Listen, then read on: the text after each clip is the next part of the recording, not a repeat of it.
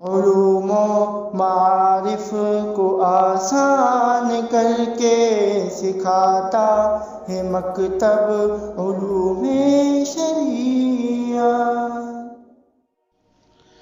بسم اللہ الرحمن الرحیم۔ السلام علیکم۔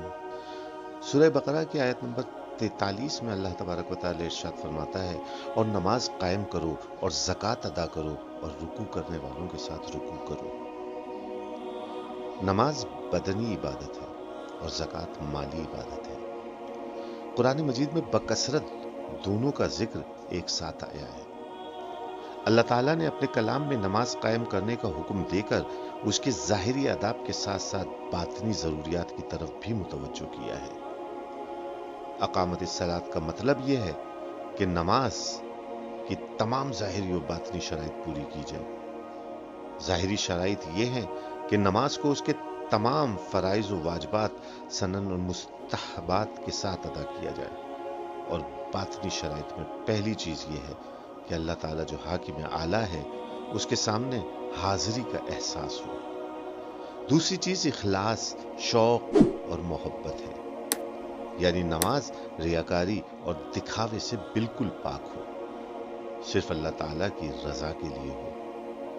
تیسری چیز خشوع و خضوع، کیونکہ غفلت سے نماز قائم نہیں ہوتی۔ چوتھی چیز نماز پر استقامت ہو، یعنی نماز کو پابندی اور دوام کے ساتھ ادا کیا جائے، ہر حال میں اس کے وقت پر ادا کیا جائے، اور ساتھ یہ بھی فرمایا کہ رکوع کرنے والوں کے ساتھ رکوع کرو، یعنی نماز باجماعت پڑھو۔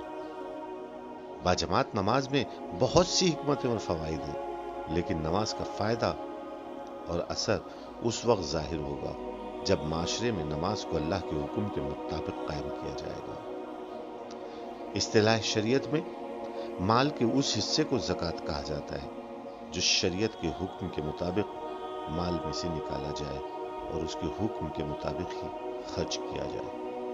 علوم و معارف کو آسان کر کے سکھاتا ہے مکتب علوم شریعت۔